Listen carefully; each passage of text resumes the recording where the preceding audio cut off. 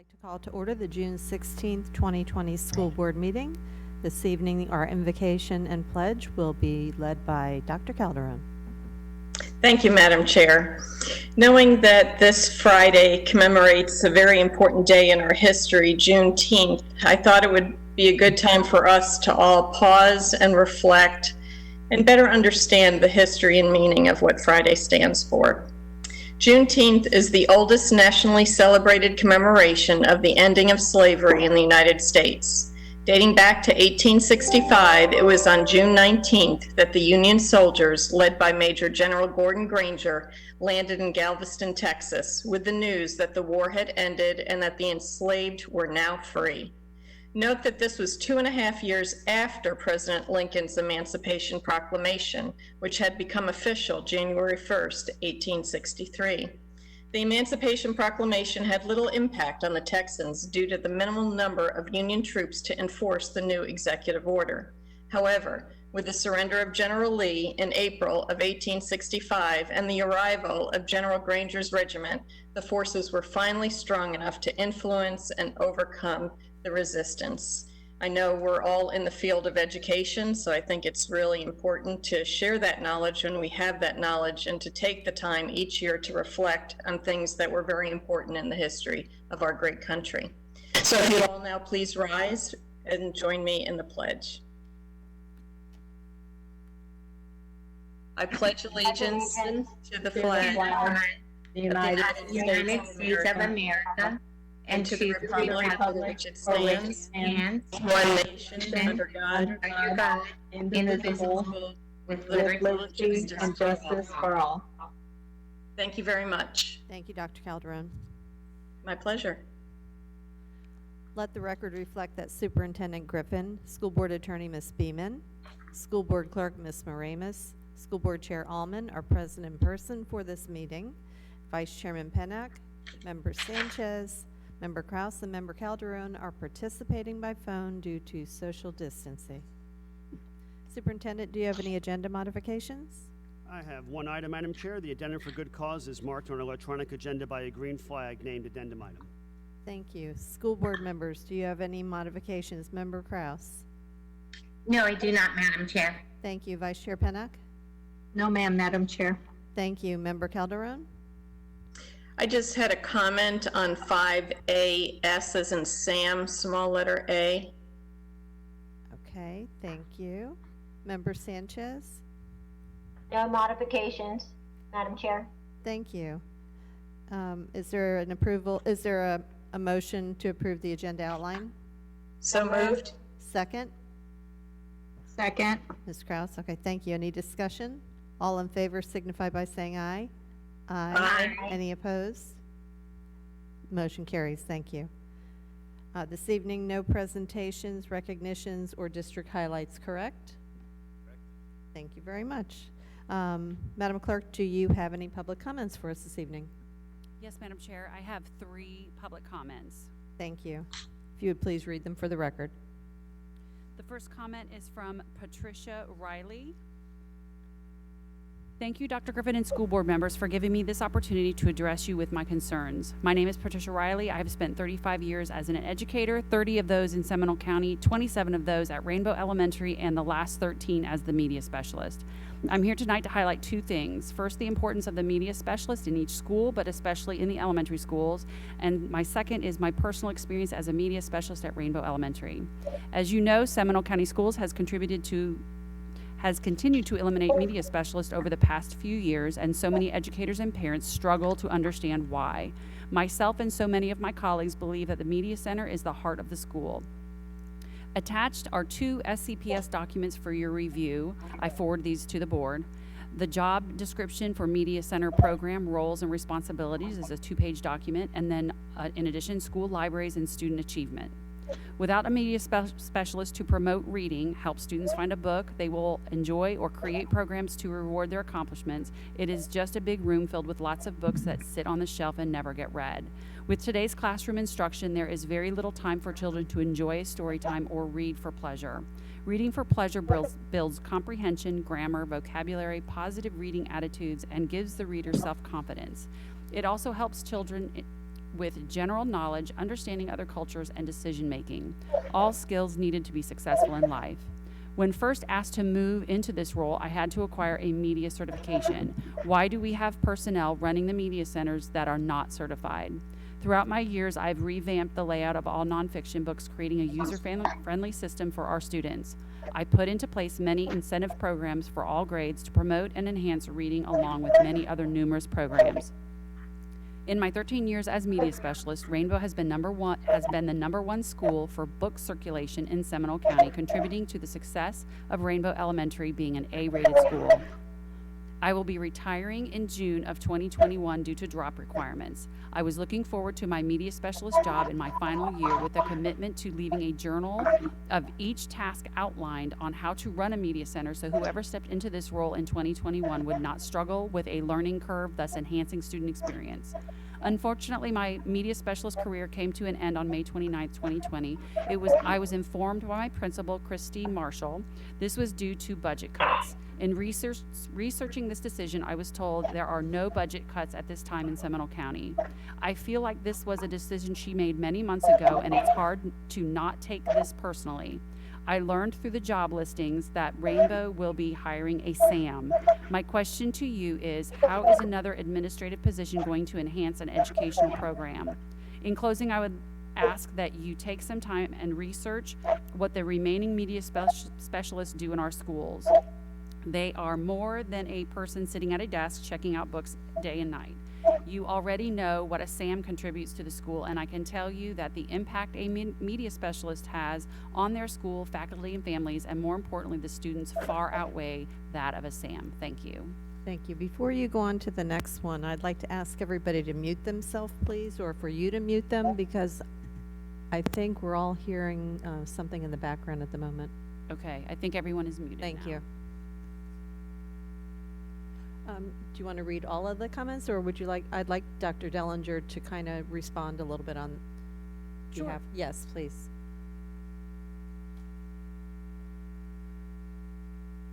Good evening, board members and Dr. Griffin and Ms. Beeman. I just put down some thoughts relative to some of the content of the comments that Ms. Moramus just made. Currently, of the 37 elementary schools, for 2021, there are 3.5 media specialist positions. Three schools have half of a media specialist combined with a different position, for example, a technology facilitator or an interventionist, and 2 schools will have a full-time media specialist. Over the course of about the last 15 or so years, the needs of the students have really changed due to the impact of technology and the desire by their principals to provide innovative learning spaces for them, and the media centers have been those spaces. We're very fortunate that I think all of you on your school visits have seen the robust programs we have in our media centers.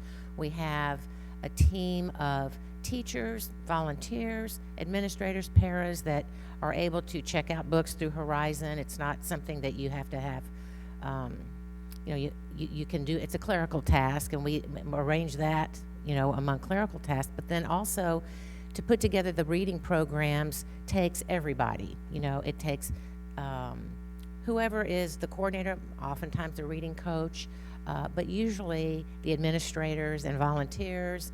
And I think, I see amazing things happening in our media centers. The checkout, okay, so also I wanted to point out that a number of schools have transformed their media centers into learning centers or collaboratories, including maker spaces and STEAM activities, along with hard book checkout.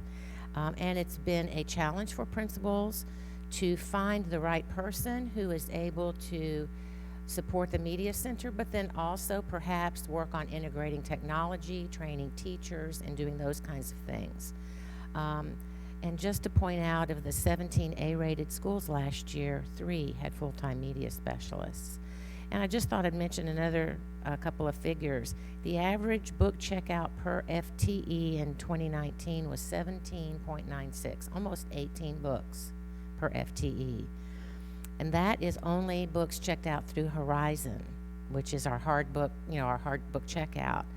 The children also read books through Overdrive and Tumble Books, which are online digital resources, and nobody has to check them out. The children do it themselves.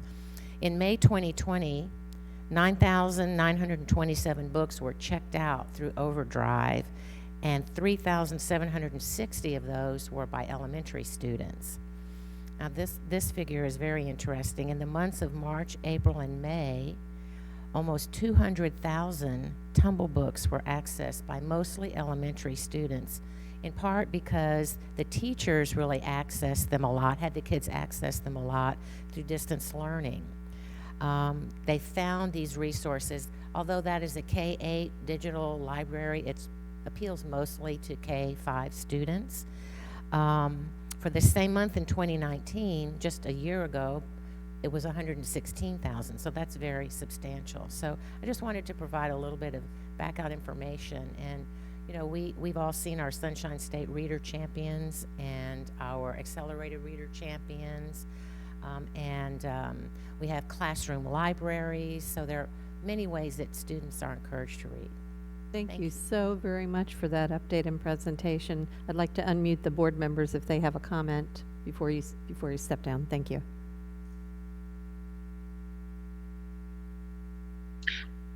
Madam Chairman? Yes, Member Sanchez and Member Kraus. Thank you. Thank you. Thank you, Dr. Dellinger, for the thorough report. As you know, I'm one that really would love to see media specialists at all schools. I feel it's extremely important that children have the opportunity to learn about plagiarism and learn about all the different types of novels and genres that are in our media centers. And I know that it was something that I was hoping was going to happen this year, but I believe with many of our budget cuts and not knowing our funding yet from the governor, that's probably not a possibility, and having to cut corners and do what we need to do.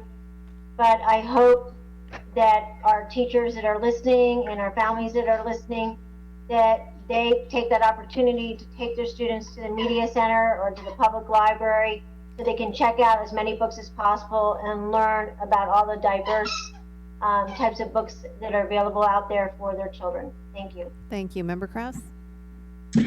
Yes, just briefly, I have a sister who is a public librarian, and I would like to speak to an issue that she has reiterated is significantly important, and that is we're all being exposed to all kinds of news and news articles, and one of the most important things that media specialist is able to do is help students understand what is factually accurate.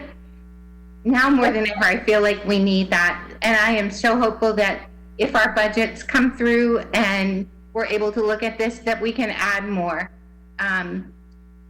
They play, our media specialists play an absolutely important role in our schools.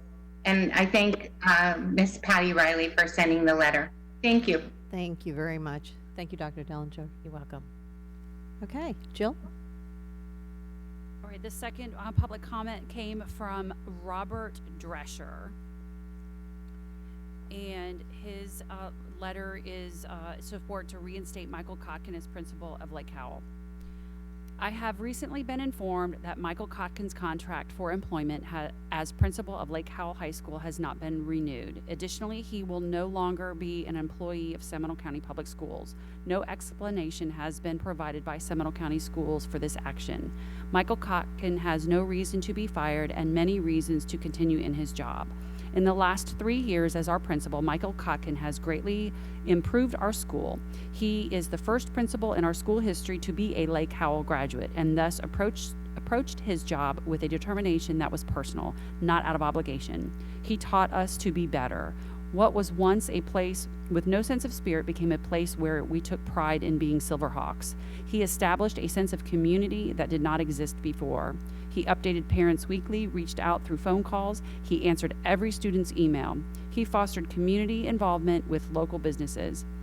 Since becoming principal, our graduation rate has improved above national and state averages. Michael Kotkin has fought for Lake Howell. We know it and we are grateful for it. Previously, SCPS would commonly leave Lake Howell in a constant state of disrepair, postponing improvements time and time again. Michael Kotkin has ensured that our regular scheduled maintenance happens. He listens and cares about our needs.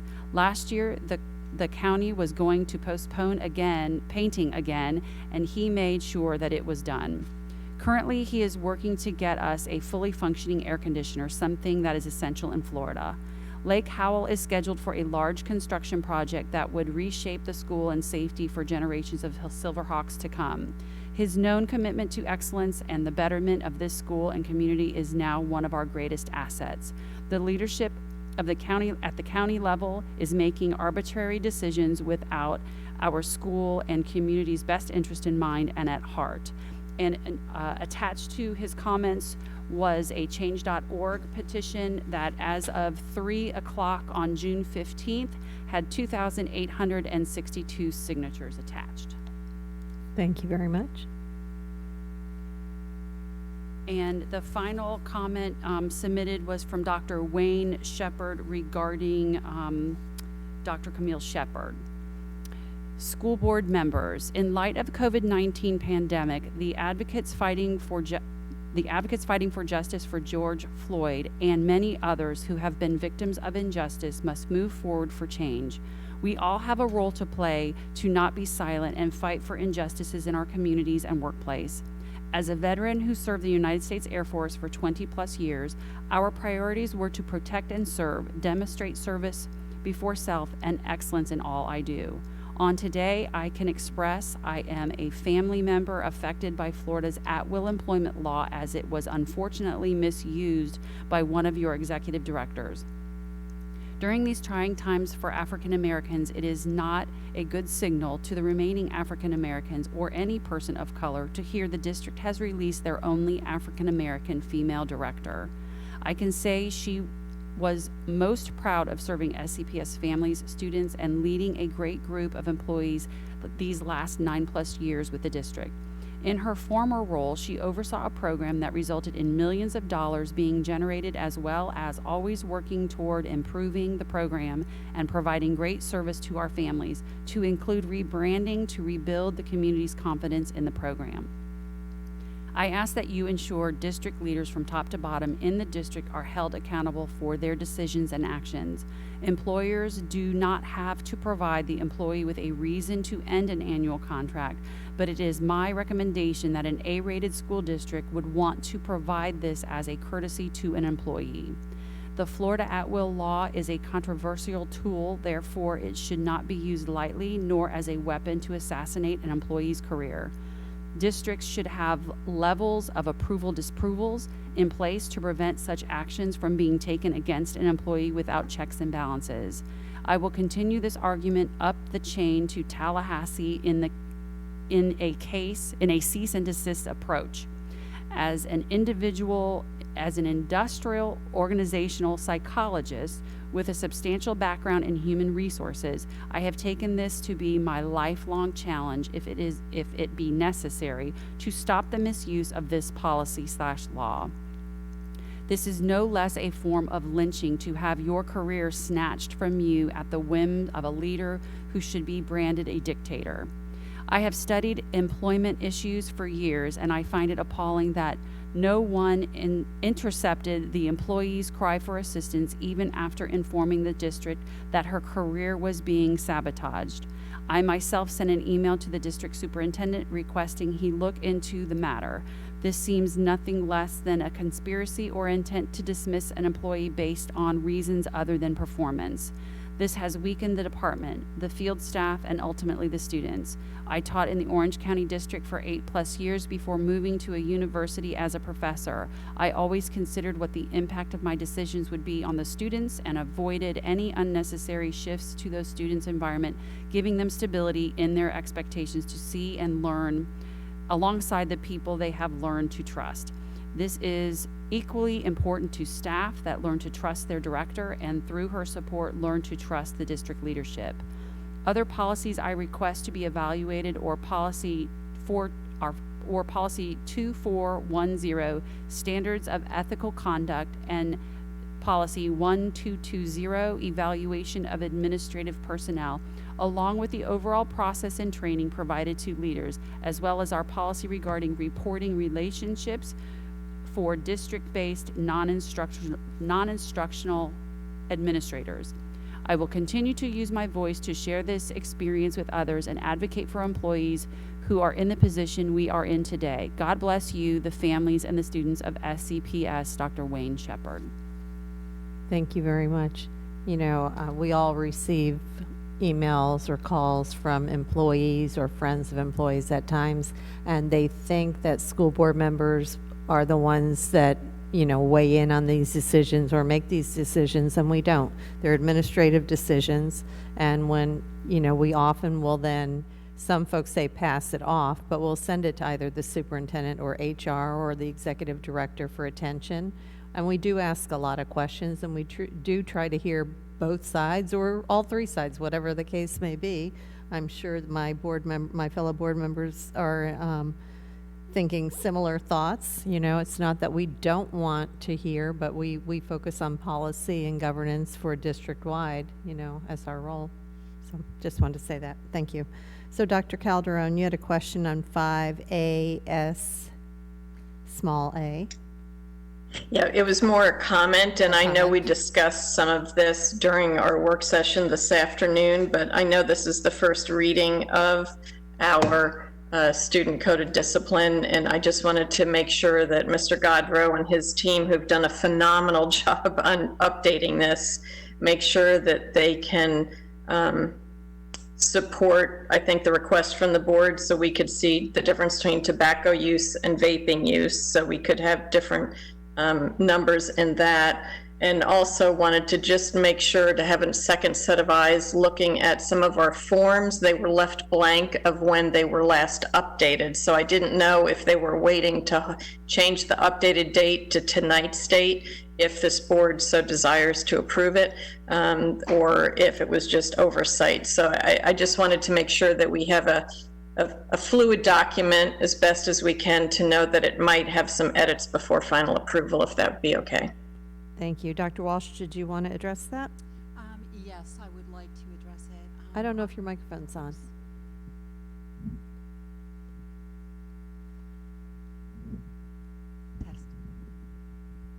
Sorry. Dr. Calderon, can you hear me now?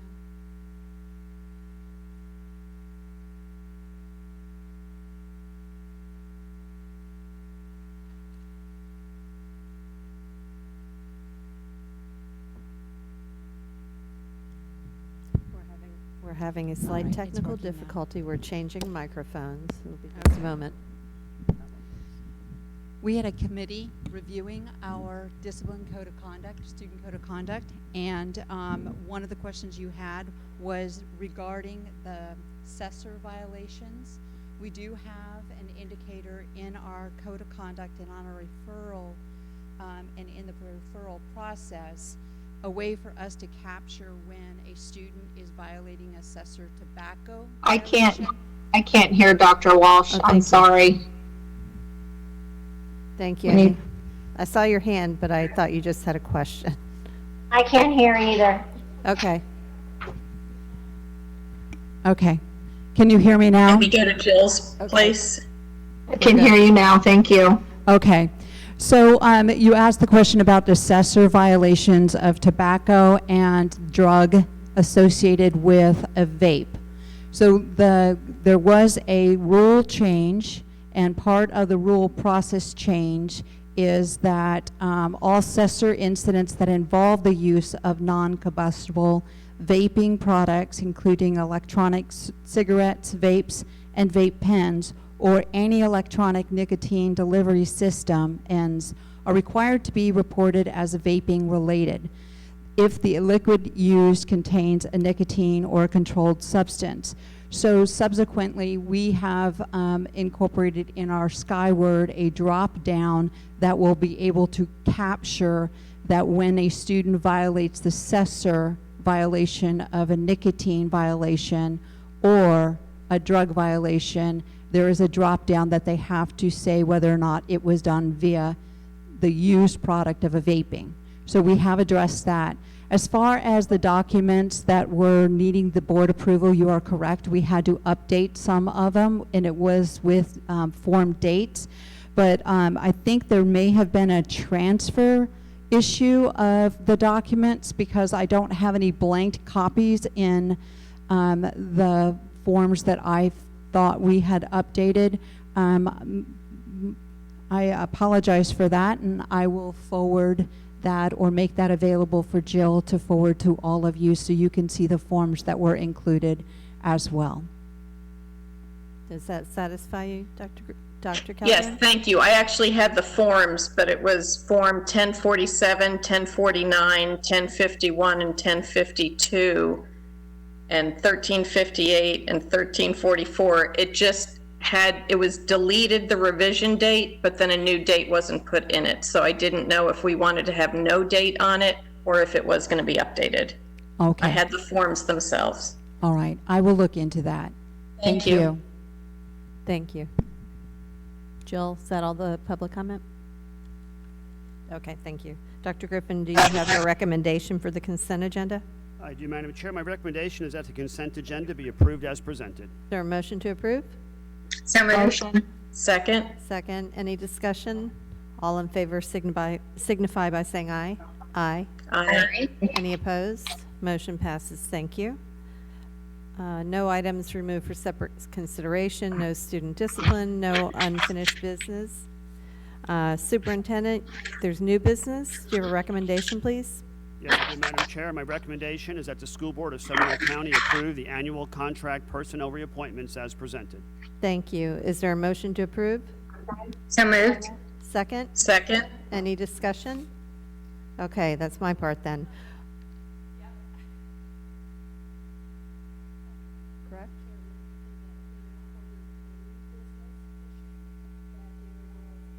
Only for a single employee, and that is an issue for abstention. Oh, okay, and I said aye. If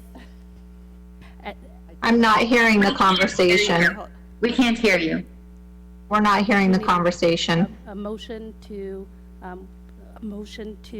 amend the last, Okay, so I need a motion to amend the last motion. I make a motion to amend the last motion. Is there a second? Second. Okay. and it's, Mr. Superintendent, if you would reread your recommendation. My recommendation is that the School Board of Seminole County approve the annual contract personnel reappointments as presented. Now I'm going to abstain from voting pursuant to Florida Statute Section 112.3143, and to avoid even the appearance of a conflict, I am abstaining from this vote as it may result in a special gain or loss for my relative. Okay. So we need a motion to approve that. Motion. Is there a second? Any discussion? All in favor signify by saying aye. Aye. Any opposed? Thank you. Superintendent's report. Thank you, Madam Chair.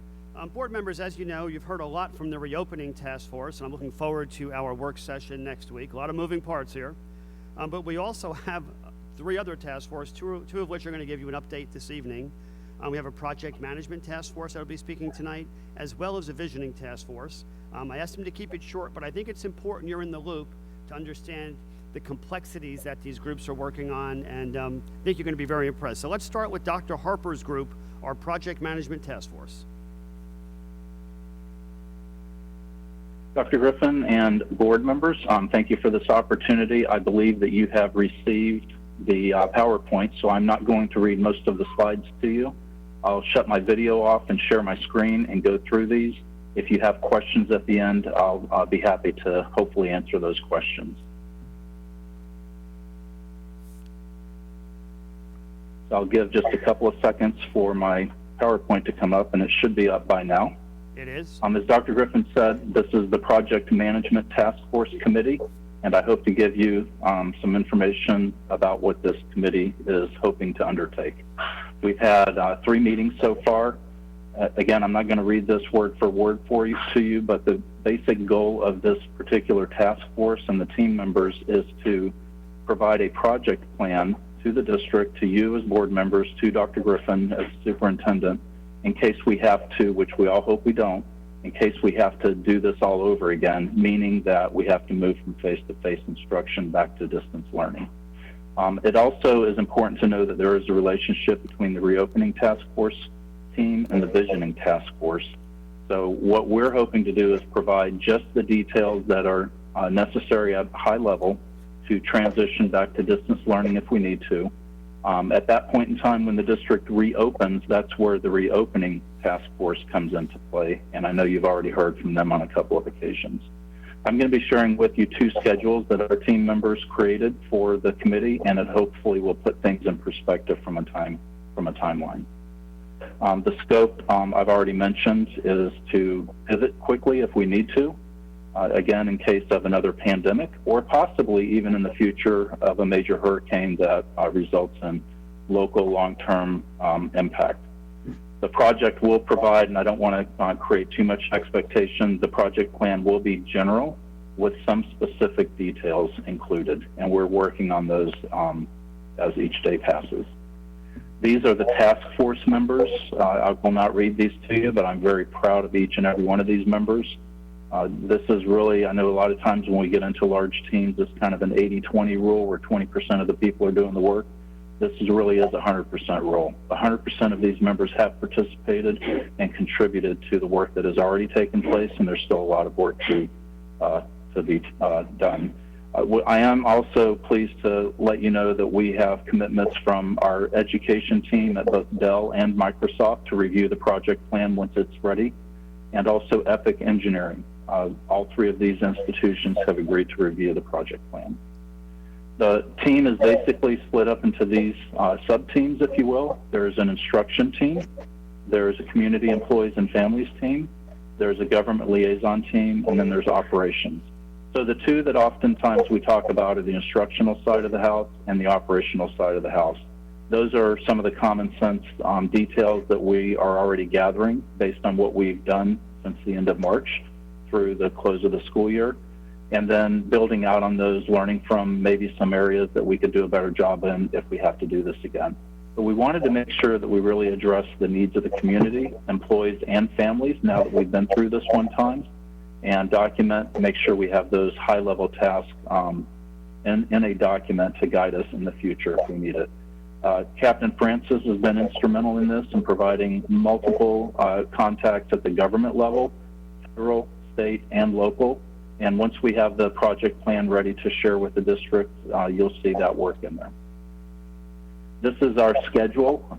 Again, I'm not going to go over the details, except to say that we're getting close to where this is not where the project plan will be presented, but really what the presentation is tonight is what we will present to Cabinet in the very near future.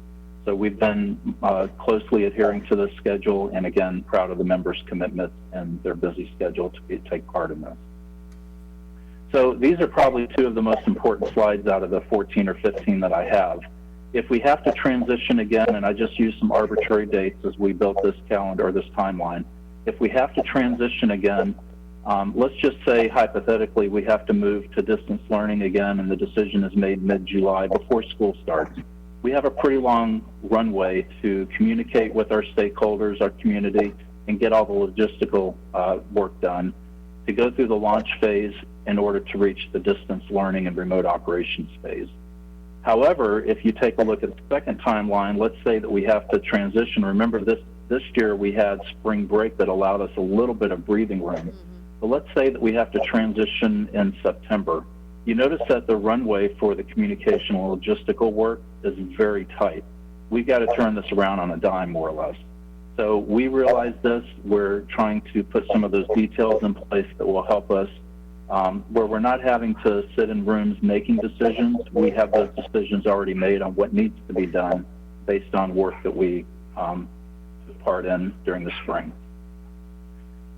There's a lot of detail here. This picture is not meant to be exhaustive of everything that has to happen. It's really just a visual on the operations side of the house of some areas and some of the detailed work that has to take place. I will bring your attention to communications. I believe when I talk to my team, I always say that 90% of our problems are from lack of or poor communication. This swim lane you'll see on the instructional example that I'll show on the next slide, it's exactly the same. But it really highlights the importance of the various steps. Again, not every step that has to be taken, but some that need to be taken when communicating with the community and stakeholders during this transition. We have the same thing on the instructional side. And again, these are just visual representations of work breakdown structures, if you will, of what needs to happen during the transition phase. More details will be in the actual project plan. A few of the assumptions, and I'll just highlight a couple of these. I'm very proud that our superintendent and you as a board made that commitment that during this period of time, every employee will continue to work, and they have continued to work through this process, or through this pandemic, I should say. Equipment and supplies will be provided.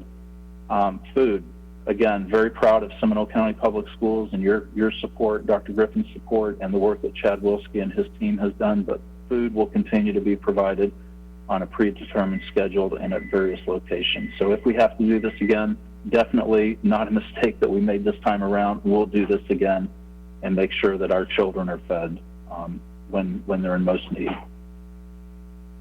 Going on to the next part, significant procedural changes.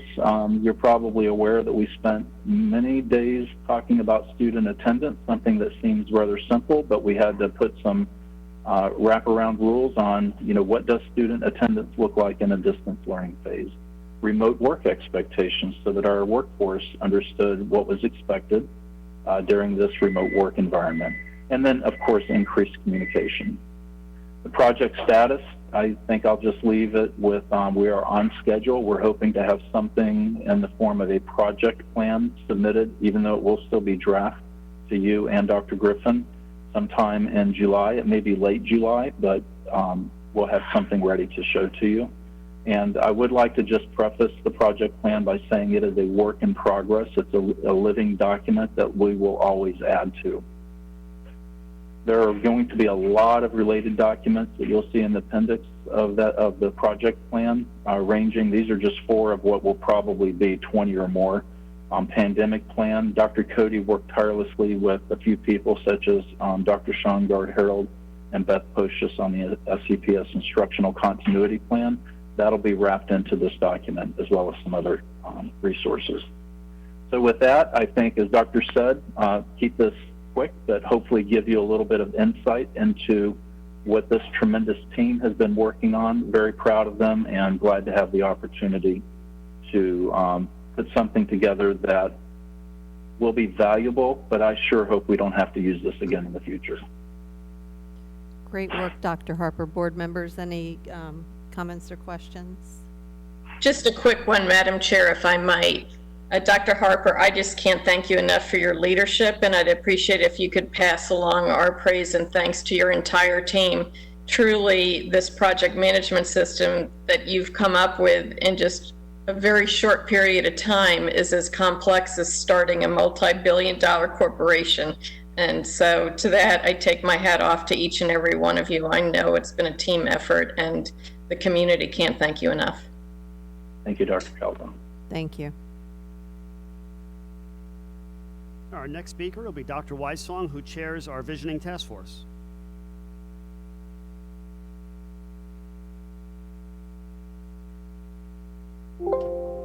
Good evening, Dr. Griffin and board members. Thank you so much for this opportunity to update you on the work that is underway with our Visioning Task Force.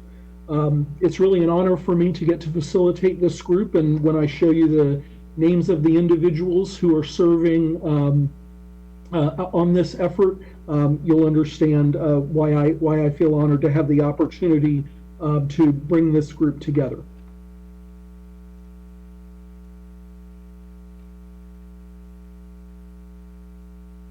So when the Visioning Task Force was formed, Dr. Griffin provided the group with a very clear charge.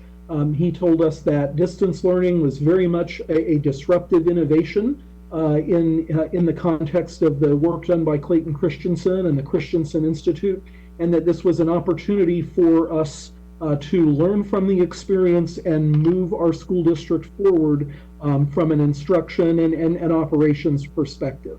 And so initially this group's work was to start thinking about the lessons learned from the COVID-19 crisis and the disruption of our education model. What surprised us about those events, what could we do better, and then what needed to be preserved and even built upon for the future. And one of the things that Dr. Griffin talked with us a lot about was the notion of 24/7, 365 learning. That distance learning forced all of us out of our comfort zone. It required our teachers to instruct differently, and it required our students to learn differently, and of course our parents to support their students differently. And so how do we leverage the good parts of that distance learning experience and build upon it to make the system better? And so really that has been the work that our visioning committee started with. The visioning task force is a little different from the reopening and the project management groups in the sense that I think our work is to look very long-term at opportunities and also to take a little more time because we don't have an immediate required deliverable. And so we have the luxury of sitting back and having a good, deep conversation about teaching and learning processes and about different types of education models, and really how we transition back in the fall will be as important as what we learned as we transitioned into distance learning. And so we'll be taking all of those inputs and talking about how our district can continue to thrive and how we can end up with a very long-term enhancement to our educational system. So that's kind of an overview of the work of the visioning committee. This next slide contains the names of the 29 members of this task force. As you'll see, this is a really outstanding and dedicated group of education stakeholders. We have all three of the current sitting teachers of the year from elementary, middle, and high. Kate, Sherry, and Will have done tremendous work in a short amount of time to be sure to capture the educator perspective and also be strong advocates for student needs. We have 4 very respected community leaders who are participating as a member of this task force.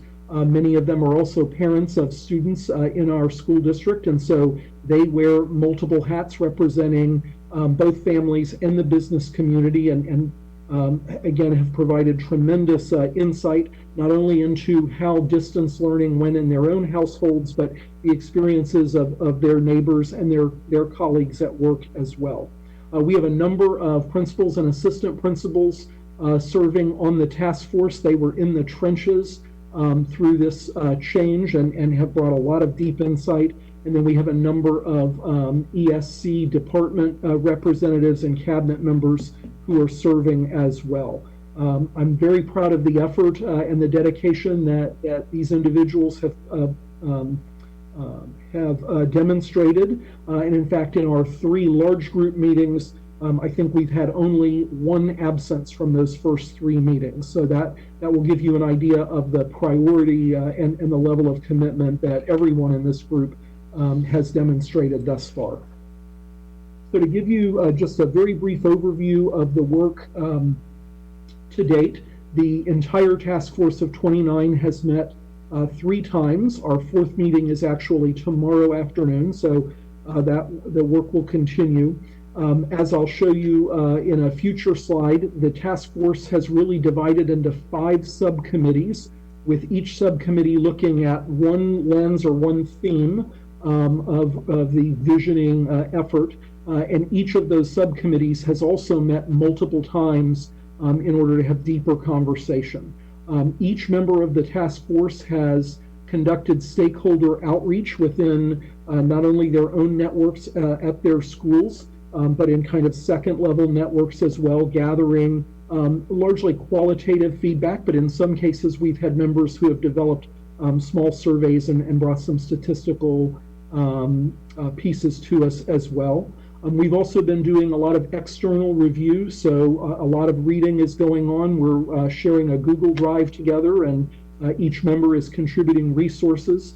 There have been a lot of frankly, high-value webinars in the education world over the last 2 to 3 months, and our task force members are participating in those and trying to learn from the experience of other districts and also from the business community.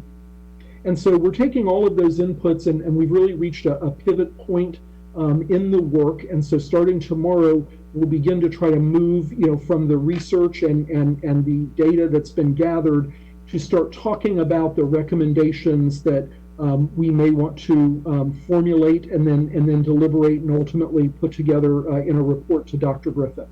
So that's kind of the current status of the committee.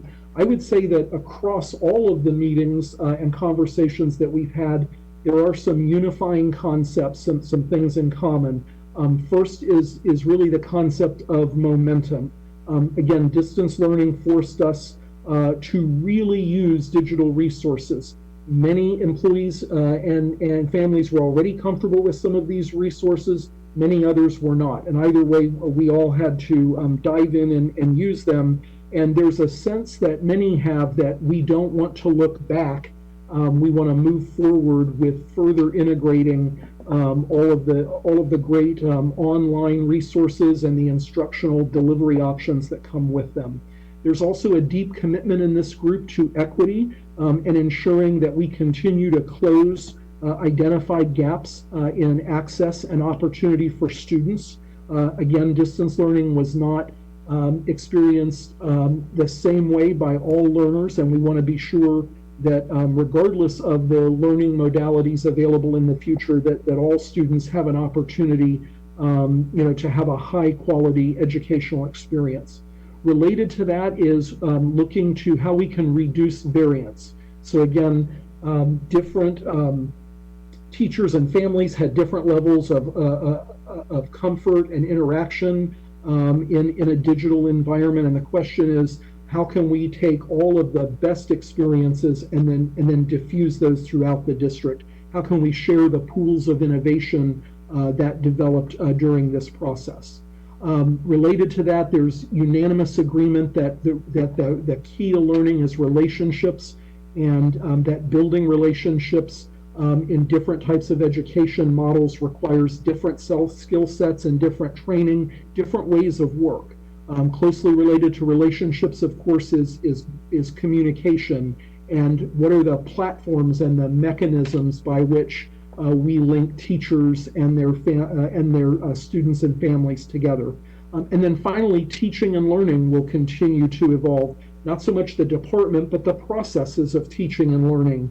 And so, how do we create more opportunities for authentic, rigorous instruction in a variety of learning modalities? And then also, how do we take what we learned about assessment of students and apply that as we move into the future of learning, both short and long term? So those are some of the common messages that I think there's large agreement on. We have again moved into kind of 5 theme-based subgroups, and you'll see what those are on the screen: students, parents, educators, technology and infrastructure, and education models. And so a group of 4 to 5 members of the task force is looking at each of these pieces, and of course there's natural interaction between them, and I think where we will be headed next is some interaction between the groups to discuss findings, and then from there some recommendations may begin to emerge. But obviously on a task force of 29, you have to specialize, you have to get deeper into the work, and so we've really accomplished that through these 5 subgroups. I'm just going to highlight some of the key pieces of each subgroup's work and some of the questions that they're thinking about. I've given several examples on each slide, but in the interest of time, I certainly won't go through all of them. I'll just point out some interesting pieces from each group. On the student subgroup, one of the interesting questions that is being discussed is why in some cases did we find that some students who were less engaged in their traditional classroom environment became more engaged and more successful in a distance learning environment. So what is it that happened there that caused students to be more engaged in that digital world, and how do we harness those things so that those students can continue to be productive in any learning environment? Obviously, our parents, guardians, families experienced unprecedented times and were asked to really work with us differently. One of the interesting pieces that has emerged is that many parents who went through this experience have gained a much deeper understanding of how their students learn and what their students' strengths and needs are as it relates to educational development. And one of the questions that we want to talk about is how do we improve the school to family communication channel so that our educators can learn what our parents learned about those individual students, because of course we can differentiate, we can customize, we can individualize when we have those very powerful insights from parents and guardians. Our educator subgroup is obviously critical to this work. And we're very interested not only in what new trainings and opportunities do we need to bring in, what culturally needs to change so that we are always ready to seamlessly move between face-to-face and digital environments in case of future instructional continuity challenges. And I think that's where there's interface with project management and with reopening. But perhaps just as important in general, what training do all SCPS educators need in order to provide a truly innovative, technology-rich, authentic learning environment? So what should that baseline be for all staff, all faculty across the district? And then how do we leverage the expertise of our most talented teachers in this area to support those who are striving to improve? Next, the technology and infrastructure group has a very heavy lift in terms of really looking at our use of technology, our interaction with technology, and whether we have everything in place to provide our students with that world-class education that we want to give every student, but in a quickly changing ed tech landscape. And so, do we have the right data systems, support structures, and learning tools in place to be able to adapt and grow with future challenges? Another piece that we're going to be talking about tomorrow, and that I know Dr. Griffin has asked this group to take a look at, is the number of communication and learning platforms that were utilized during distance learning, and whether it makes sense to focus that a little bit to make it easier to be clear with families about how each teacher is communicating. During distance learning, of course, we activated everything very quickly, and teachers had a great deal of choice in learning platform, and of course that makes the communication more challenging. And so the question is, are we better off narrowing that focus a little bit, which of course means that people have to adapt to a smaller number of options. So I know that will be a vigorous debate in our group. And finally, our education models group is really looking at the future of hybrid learning models, of blended learning structures within classrooms. Of particular interest, again, is 24/7, 365. How do we stay connected to students after the regular school day ends? How do we make faculty available to families after hours? What tutorial programs can be put in place? And again, how do we leverage technology to make those things happen? We also want to take a look at learning spaces in our schools, because those will need to continue to change to meet the needs of future learners. And finally, we need to do whatever we're going to do with the lens of always providing rigorous instruction so that students can perform at the highest level and be ready for college and careers. So that's what our 5 groups are working on. And again, we're reaching that pivot point where we can begin to narrow and start to craft specific recommendations to bring to the superintendent. I hope that our group will maintain a longer term focus. It's very easy right now to get caught up in the short game of what's going to happen next in our country and in our state and with school reopening. But we want this group to really look long term so that our district will benefit in 2 years, in 5 years, in 10 years from their work. At the same time, we have to recognize that we may want to bring forward some very large, challenging recommendations that also could be resource intensive. And so we're going to have to take baby steps and work incrementally. And we also know that not every idea that may be generated can be prioritized and resourced and funded.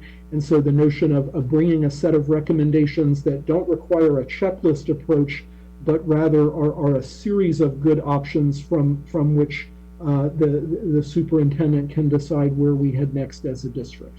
So again, thank you for the opportunity on behalf of the entire task force to tackle these challenges, to engage in this work, and to ultimately produce a document that will guide us forward.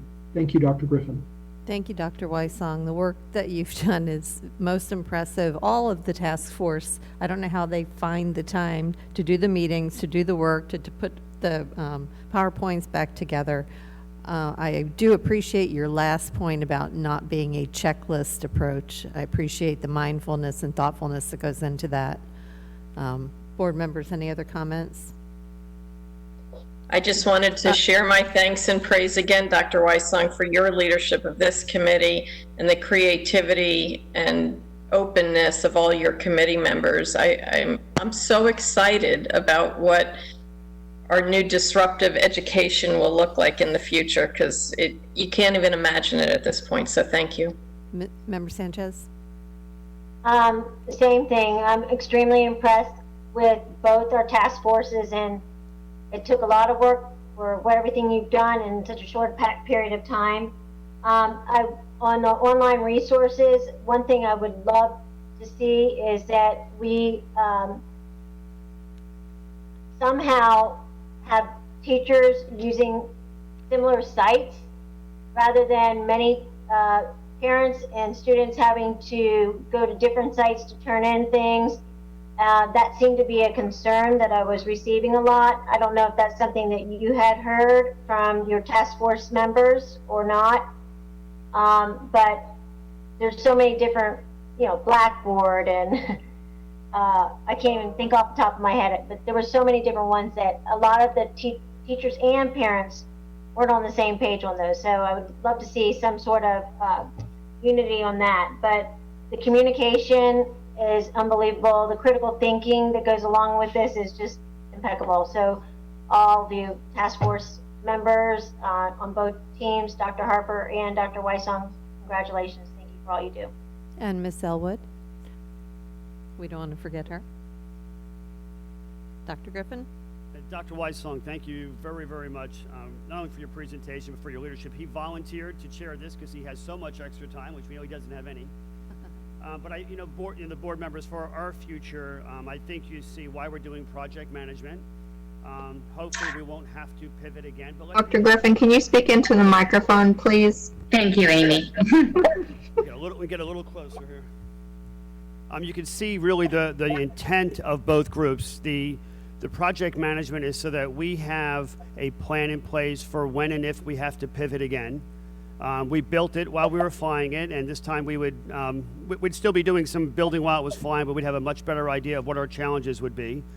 And we have to have a visioning committee because there are, we talk a lot about the issues and the problems.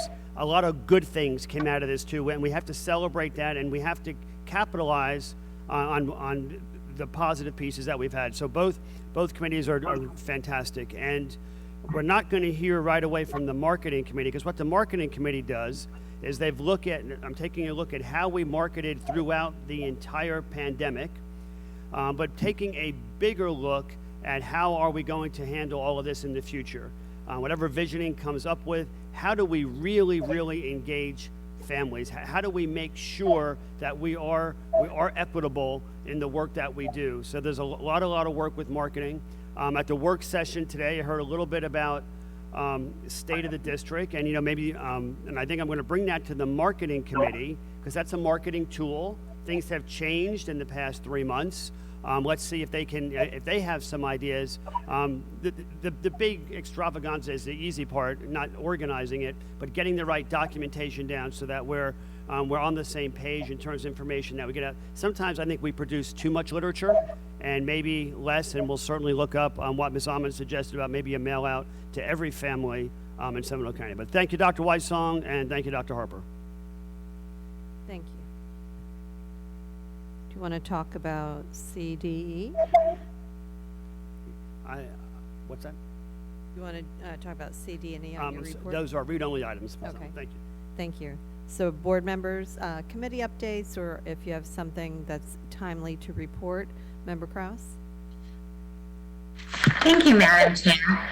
I had 2 committee meetings. First, the Business Advisory Board met and invited the principal, Dr. Kamilari from Seminole County Virtual School, who gave an in-depth presentation to all of the Business Advisory Board members, and fabulous questions, great feedback, and they hope to assist with the marketing component of Seminole County Virtual School for those families that choose this is the best option for their families. I also met with the Children's Cabinet, and some issues that I just wanted to bring a little bit of attention. We had also a presentation there. Oh, and I need to tell you, Madam Chair, Jeff is now a citizen representative. He finally retired. He sent you his best. Thank you. So the Seminole System of Care provided a final presentation based on their grant, and explained how we sustain that program. They advocate for Medicaid reform, established a billing code actually that was approved. They lobbied Tallahassee and got a billing code approved called Above and Beyond, and it established the funding for juvenile mental health trainers and wraparound services, and they also engaged UCF as a part of that. The other item of note is April saw, no school in April. April saw a 50% reduction in the number of child abuse reports. And that says to this group that teachers were instrumental in raising flags of concern, and teachers weren't physically with their students. We don't have May numbers yet to compare, but it was certainly something that they're paying attention to. There is, through the juvenile justice system, there's a program called RED, R-E-D, Racial Ethnic Disparity Conference. It's a webinar type presentation, Florida Race Equity Series, starting tomorrow at 11:15. And if you're interested, I can send you all the links for that. And that was it. Thank you. Thank you very much, Christine. Oh, wait, I have 2 more things. Okay. I'm sorry. First of all, happy anniversary, Dr. Tina and Joe Calderon. And secondly, I am a grandma. Grandma Click. We had our first granddaughter today in Indiana, and she's perfect, tiny, Ada May Mihalich. Welcome. Congratulations from all of us. Thank you. Vice Chair Pennock. My committees have not met, so I don't have any reports. I was going to say congratulations to the new grandparents. So welcome to the world, little baby. You have a quite a world in front of you. We welcome you with open arms. Happy anniversary. I hope that all of the parents out there are encouraging their kids to read. We have lots of My Little Free Libraries all around town. Get out and find one. I have no reports. Thank you. Dr. Calderon. Congratulations again, Grandma. We're so excited for you and baby Ada. But the only committee that met for myself was the Central Florida Zoo, and today we kicked off a capital campaign entitled No Zoo Without You. Due to the closing of the zoo for nearly 2 months, we find ourselves in $1.5 million shortfall, and even now that the zoo is opened, it's still at 50% capacity, so that knowing that 83% of our budget is based on gate, we're unable to earn each month what we need to pay for the food of the animals and the human beings that bring the food and medical to the animals. So would love anyone in the community to support our local zoo.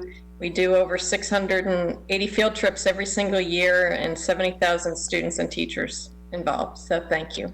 Thank you. Member Sanchez. Hi, first of all, happy anniversary, Dr. Calderon. And congratulations, click. I'm like, that's so wonderful. I'm so happy for you. And you're going to be such great grandparents. So that's super exciting. Can't wait to meet little baby. She's so precious. Take Stock in Children had their virtual graduation. 21 students graduated with the average of a 3.5 GPA. Thanks to all the wonderful mentors that helped these children for their 4-year journey. We could not do it without you. And of course, we're always looking for more mentors for our students every year. So we would love for you to become a part of our Take Stock in Children program. These children receive a 2-year prepaid scholarship, full tuition for their schools that they're going to. Many of them are going throughout the state. And the graduation was amazing.